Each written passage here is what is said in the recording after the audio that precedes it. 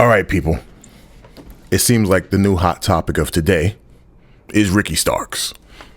And all over the internet, all over your wrestling internet, we have seen Ricky Starks has been denied his AEW release. And I think this is something he's been wanting for a while, which is pretty clear, which is pretty obvious. But we got to get into why, to me, this is not a big deal that he's not getting released from AEW. Welcome to another episode of the new Wrestling World Order. I am DEITRICH Davis. I am the person bringing you this information. I'm the guy you see walking on the screen. Follow me on all socials, like, comment, subscribe. But I just want to jump straight into it. Look, the Ricky Starks situation to me is extremely simple. Who cares? It's not that I'm saying I don't care about the talent. It's not that I'm saying I don't care about seeing Ricky Starks on WWE TV or on AEW television or at TNA Impact. That's not what I care about. That's the part. We're going to see him in one of those places eventually, maybe a year from now, maybe a year from a half from now. They're not stopping him. AEW is not stopping him from doing any indie shows or showing up around anywhere else, as long as it's not one of the big promotions. And that's a good thing for Ricky Starks, because if you're truly talented, you're going to display that talent any way you know possible. Whether he does podcasts, whether he does indie wrestling shows, he is going to make sure that the ring rust is not on him and that his talent is consistently on display. And this is why I'm not going to worry about Ricky Starks, me personally. But he says something. If the road isn't paved with cement, I'm putting my construction hat on and going to work, which means I am going to pave the way myself.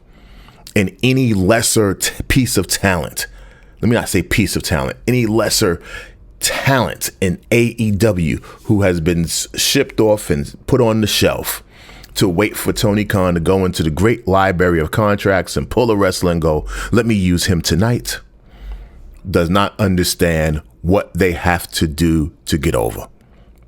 If I am a wrestling talent and I'm not in WWE or the company I want to be, I would be doing any and everything to keep the rust off of me, to keep the body looking right, to display my mic skills, to display my talent, to being a part of the best promo machines, the best storylines. I would do anything possible throughout the United States, with my contract legally allowing me to do so. And herein lies the problem with a lot of people. Oh, AEW, Tony Khan is wrong. AEW is this. And I'm going to say something. I want people to really think.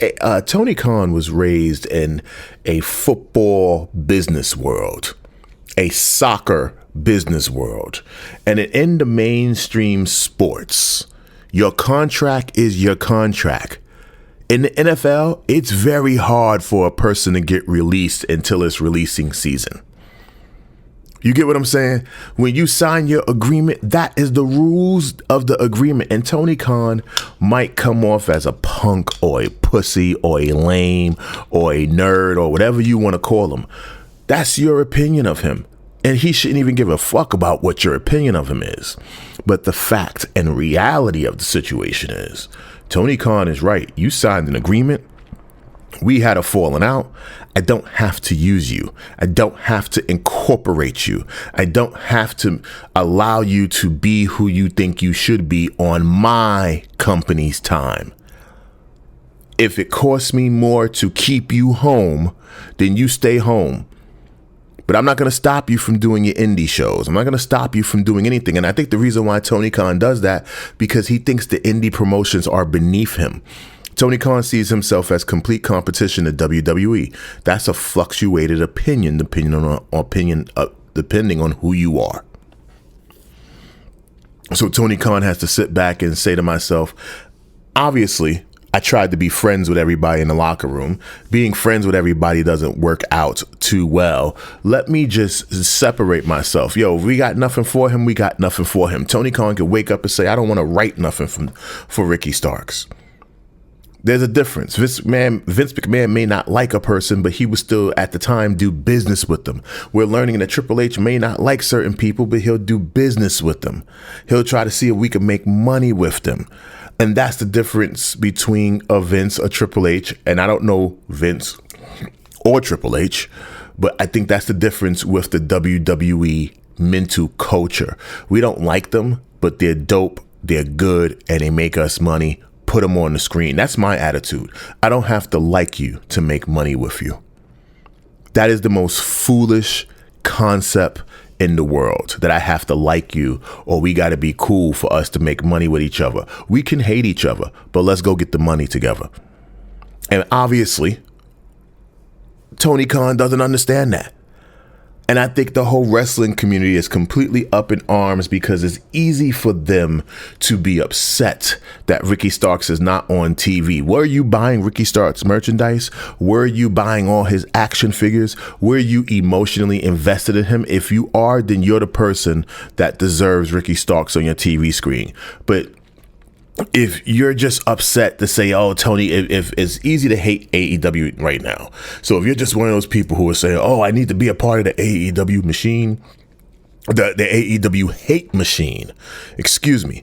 If you want to be a part of I want to be a part of this AEW hate machine, so everything they do is wrong. How many times has WWE not released people from their contracts when they ask for a release? It wasn't until the end of Vince McMahon's career where he said, look, if they want to go, let them fucking go to AEW and go get paid. How many times have we heard Big Show and Mark Henry say, when I said the competition has offered me something, which was AEW at that moment in time, Vince said, go ahead and go get your money. That means he knows. You'll probably come on back and we'll make money again later. But right now, if that's where the money is at, go make your money. Yeah, you're going to sit back for 3 months. Yeah, we're going to do this. You're going to sit back. You're going to honor your non-compete clause, but I ain't going to block you from making money. And in a sense, Ricky Starks is not being blocked from making money. He could pay his rent. He could put food on his table. He could take care of his family. And like he said in Chicago at the House of Glory show, he said, I promised my moms I would buy a house for her off this business. Whatever his emotional promises is to his family, whatever his promises are to himself, whatever his dreams and goals are, it's pretty clear when he was at House of Glory in Chicago, he made it clear that his spirit is not broken. His mind is not broken. His physical appearance is not broken. He just understands what his situation is. And when someone understands exactly what they're going through, they'll be unstoppable to when they get to where they gotta go. Now, I'm not the person who's always going to preach positivity, and I'm not necessarily the hate train person, but I live in a heavy dose of motherfucking reality, which a lot of wrestling fans don't do. And then you have the smart marks or the dirt sheet writers who are going to go up there and say, well, he's this, that, the other, he's blah, blah, blah. We don't hear nothing problematic. We don't hear that he's being disrespectful, or we know that it's a falling out. And sometimes you could be with a great company and not be able to do great business. Is AEW a great company? It can be. It probably is. Is there a lot of moving parts that needs to be slowed down and put in fixed positions? 100% so. But there was a point where there was only one show in town, and it was WWE. And if you wasn't a part of WWE, you didn't make no money, or you went to New Japan, you made a little bit of money. You went to Noah, you made a little bit of money. You went to TNA, they were in the framework of consistently rebuilding and consistently restarting their framework and restarting this and redoing this. All these elements was taking place. When when Ricky Starks was on the Chris Van Vliet show, when I watched him speak for that hour and change, I come to realize Ricky Starks is a patient man. He knows, hey, every so often, let me ask for my release. Oh, they denied it. Sometimes you got to know where you got to ask questions to know where you legally stand. That means that man has sat back. He's looked at his contract. He's read through every fucking detail, and he's looking for loopholes. And the contract is most likely ironclad. Again, we forget that Tony Khan comes from soccer and football. That is a contract-based business. What they know how to do is lock a talent up. And unfortunately, I'm not the biggest Tony Khan fan, but I agree with the element of, if that's the agreement you signed, honor the rules of the agreement, my man. And if you can get out, if you come up, suppose I'm Tony Khan, suppose I'm running AEW. If you come up to me and you want your release, I would say, do the favors on the way out. Eat a pin. Give me one last program. Let's write you the biggest program possible. And I know what I'm saying to a lot of people would sound unrealistic.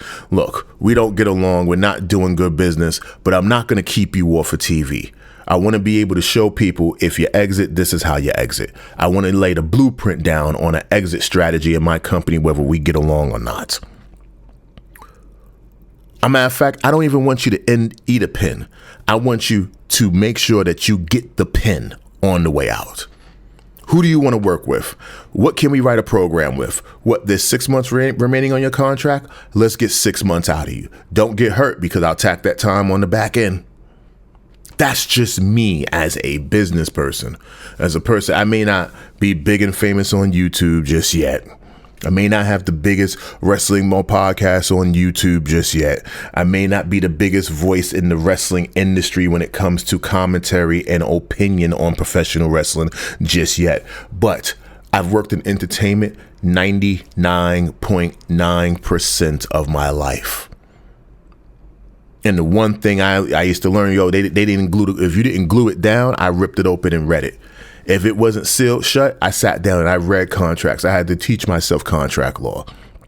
I had to learn the structures and this, that, and the other. And sometimes a contract is there for a reason.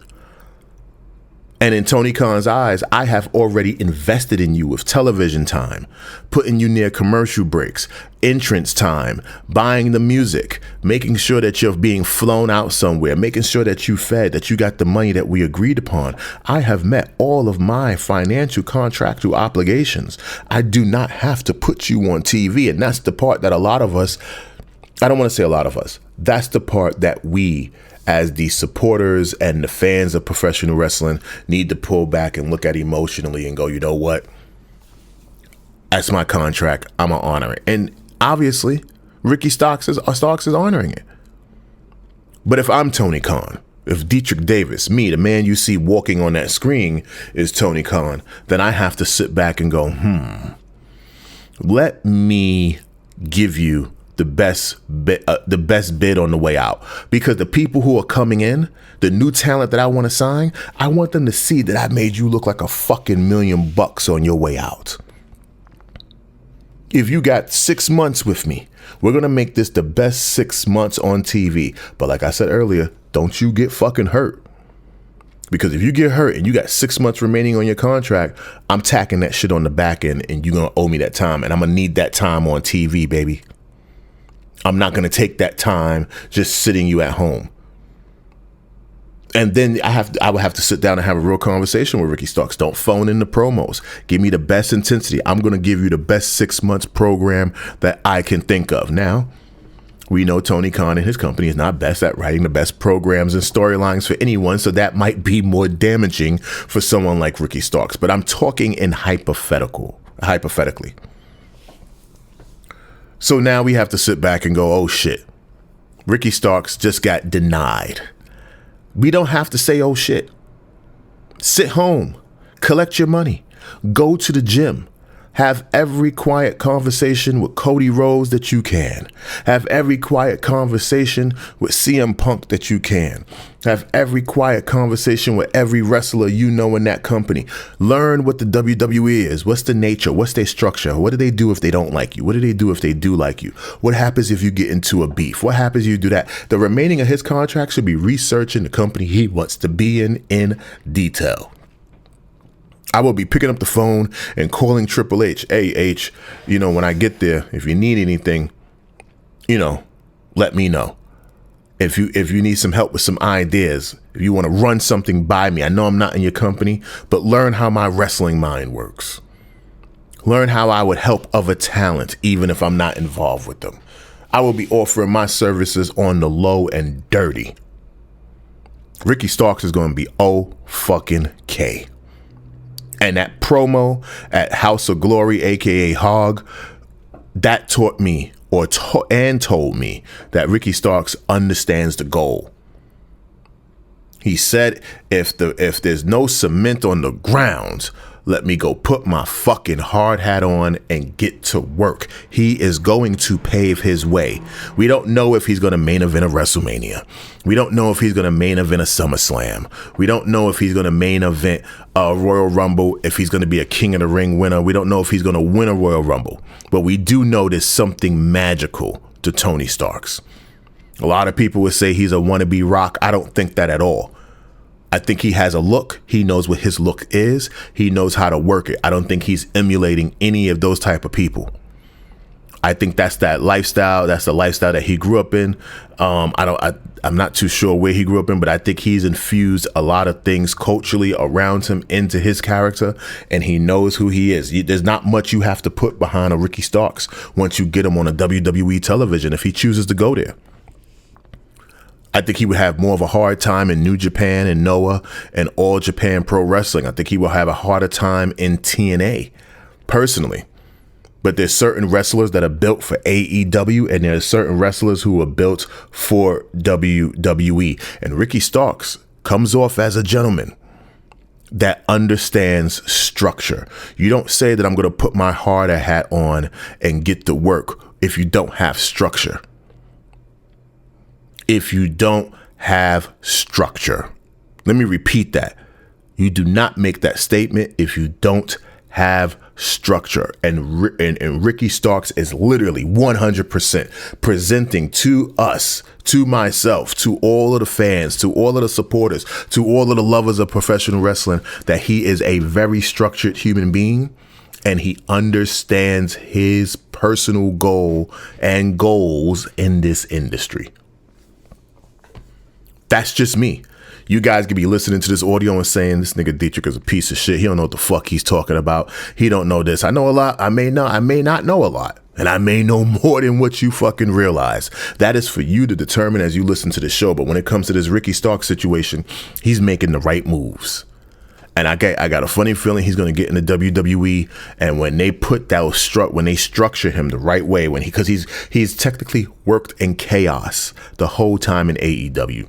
Yes, he got lucky. He's one of the lucky ones that got into AEW, and I think he's one of the originals, and he set the pace, he set the tone. And for the last 5 or 6 years, he has 100% put the work in and told us that he is one of the people that could be the man. And we all feel it, sense it, or we wouldn't be having these conversations all over the internet and all over YouTube about Ricky Starks. And maybe Tony Khan don't know how to identify when a wrestler is the man. Maybe Tony Khan don't know how to identify what a good storyline is. Maybe Tony Khan doesn't have the personality to know what being one of the cool kids is. And if it comes off as a knock on Tony Khan, let it be a fucking knock on Tony Khan. But we got to determine and understand what we are capable of doing. And Ricky Starks is saying, yo, I'll be patient. Access denied, bet. I'm pretty sure after he was denied, before it hit the internet, before someone leaked it out to the dirt sheets, whether it was him himself or any other people, he was on the phone with someone in WWE. He was on the phone with Cody. He probably was on the phone with CM Punk having that conversation. You know what those former AEW talents and return WWE talents are telling him most likely? Hey man, be fucking cool. You're here. Don't worry. Same thing with Ray Phoenix. You don't think his brother is saying, telling him, yo, Poppy, be cool. You're gonna be here soon. The wrestling business is a game of patience. It's hurry up and wait. That's literally the business of professional wrestling. Hurry up and wait. And Ricky Starks is in the hurry up and wait position. So to Ricky Starks, be patient, my man. Sit back. Take that money, stack your money, save your money, work your indie shows. Keep yourself relevant. Keep yourself in the fucking gym. Keep your mind strong. And if you keep that motherfucking mentality that you have displayed, then in my personal opinion, you'll be At minimum, one of the best intercontinental champions or United States champions. At maximum, you do become a world champion to be played with, and not to be played with and not to be fucked with. In the words of Ricky Stark, if the road isn't paved with cement, I'm putting my construction hat on and going to work.